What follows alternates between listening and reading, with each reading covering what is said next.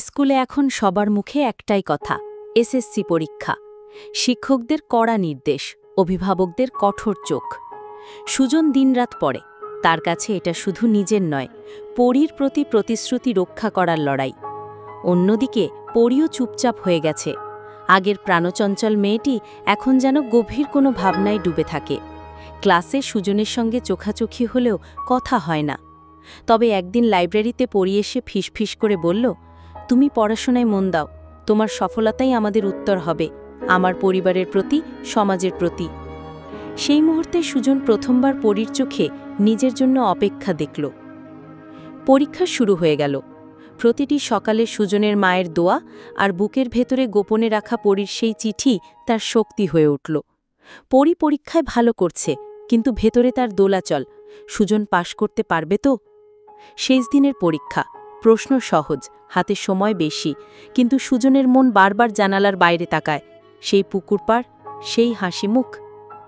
সেই রাতেই গ্রামের প্রতিটি ঘরে আলো জ্বলছে, কেউ দোয়া পড়ছে, কেউ আনন্দ করছে। শেষমেশ পরীক্ষা শেষ। কয়েকদিন কেটে যায়। একদিন স্কুলে খবর এলো, রেজাল্ট এসেছে। সুজন দৌড়ে গেল, শ্বাস বন্ধ হয়ে আসে। তার নামের পাশে লেখা জিপিএ 5। শুধু তাই নয়, সে জেলা বোর্ডে 4র্থ স্থানও পেয়েছে। চারপাশে হইচই, পিত্তা প্রাণী, কিন্তু তার চোখ খুঁজে পরীকে। পরী দৌড়ে এসে সামনে দাঁড়ালো, দুজনের চোখে জল। কোনো কথা নেই, শুধু একে অপরের দিকে তাকিয়ে থাকে কিছুক্ষণ। তারপর পরী বলল, তুমি প্রমাণ করেছ তুমি শুধু একটা সাধারণ ছেলে না, তুমি আমার গর্ব। সেদিন সন্ধ্যায় তারা প্রথমবার পুকুর পাড়ে বসে হাতে হাত রাখে। পেছনে সূর্য ডুবছে, বাতাসে ধানের গন্ধ। পরী বলল, আমার বাবা হয়তো এখনো তোমাকে গ্রহণ করবে না, কিন্তু আমি জানি সময় সবকিছু বদলে দেবে, আমাদের ধৈর্য রাখতে হবে। আমি অপেক্ষা করব, যতদিন লাগে। তুমি শুধু প্রতিজ্ঞা করো, আমায় ছেড়ে যেও না। পরী হাতটি শক্ত করে ধরল আর বলল, এই হাত যতদিন বাঁচি তোমারই থাকব। আকাশে তখন চাঁদ উঠছে, আর তারা দুজন জীবনের নতুন অধ্যায়ের দিকে এগিয়ে যাচ্ছে। পরীর বাবা ছিলেন প্রতিজ্ঞাবদ্ধ, তার মেয়েকে যেন কোনোভাবেই গ্রামের পরিবেশে আটকে রাখা না হয়। রেজাল্টের পরই সিদ্ধান্ত হল, পরী শহরের নামকরা একটি কলেজে ভর্তি হবে। বাবা বললেন, ওর ভবিষ্যৎ আছে, কোনো ছেলের প্রেমে পড়ে সময় নষ্ট করবে না। পরী চুপচাপ, কিছু বলে না, কিন্তু তার চোখে ছিল এক অনুচ্চারিত বিদ্রোহ।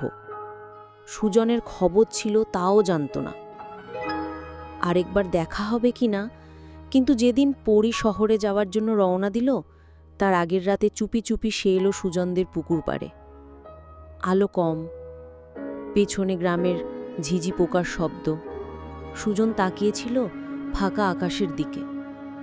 পরী বলল, আমি চলে যাচ্ছি, জানি না কবে আবার দেখা হবে। তুমি চলে যাও, আমি প্রতিদিন তোমার জন্য অপেক্ষা করব, ঠিক ওই গাছটার নিচে। পরী কাঁদছিল। সুজন চুপচাপ তার চোখের জল মোছালো। শেষবারের মতো তাদের হাত স্পর্শ করল, 2 অঙ্গুলির মাঝখানে এক চিরন্তন প্রতিশ্রুতি। শহরের কলেজে ভর্তি হলো পরী। ব্যস্ত ক্লাস, নতুন বন্ধুরা, এক অজানা জীবন। শুরুতে নিয়মিত চিঠি আসত, কখনো চিঠির সাথে একটা গোলাপের শুকনো পাপড়ি, কখনো নিজের আঁকা একটা ছবি। সুজন এখনও গ্রামে, ভর্তি হয়েছে স্থানীয় কলেজে, কিন্তু মনের মধ্যে একটাই দোলা, পরী ভালো আছে তো? কিন্তু ধীরে ধীরে চিঠির দূরত্ব বাড়ে। পরী এখন সপ্তাহে একবার লেখে, তারপর হয়তো 15 দিনে একবার। হঠাৎ এক ফোন কল। এক বিকেলে পুকুর পাড়ে বসে থাকতে থাকতে হঠাৎ সুজনের মুঠোফোনে একটি কল আসে। হ্যালো, আমি তানিম, পরীর ক্লাসমেট। ও এখন ব্যস্ত থাকে, তুমি ওকে একটু ভুলে যাও, তোমাদের দুজনের পথ আলাদা। সুজনের বুকটা যেন ভেঙে পড়ে। সে ফোনটা ফেলে দেয় পাশে। মনে হয় পৃথিবীটাই বুঝি থেমে গেল।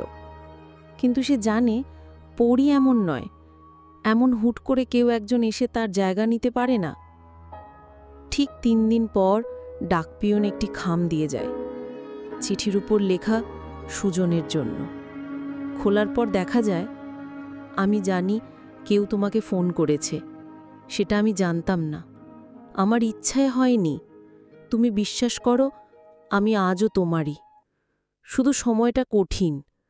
কলেজে থেকেও আমি প্রতিদিন তোমার কথা ভাবি।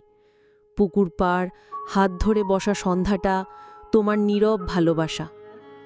কেউ যদি মাঝখানে আসে, আমি সরিয়ে দেব। আমি তোমারই সুজন। ইতি, তোমার পড়ি। সুজন চোখ মুছে চিঠিটা বুকের সঙ্গে চেপে ধরে। সে জানে ভালোবাসা সহজ নয়, কিন্তু পরি সত্যি ভালোবাসে। ধন্যবাদ। পরবর্তী পর্বের জন্য অপেক্ষা করুন এবং স্টোরি গল্প চ্যানেলে যুক্ত থাকুন।